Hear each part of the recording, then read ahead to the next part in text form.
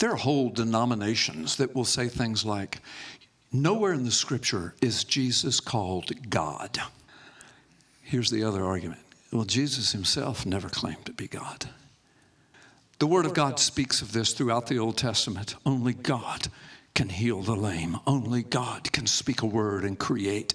Only God can make the blind see and the crippled leap for joy. Only God. This is why Jesus chose these methods. You see, near the end of his ministry, in John chapter 10, near the end of his ministry, John recalls this. He was up in the temple area. He was on his way to the cross just a few months later, and a bunch of the religious elite encircled him and began to mock him.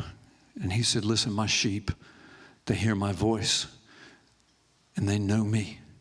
And I know them, and they follow me, and I give eternal life unto them, and they shall never perish. If I stood up here this morning and say, guys, don't worry about anything else, I can give you eternal life. I, Carl Gallups, and you'll never perish. You would all get up and leave, I would hope. He said, that boy thinks he's God. It's exactly what Jesus said.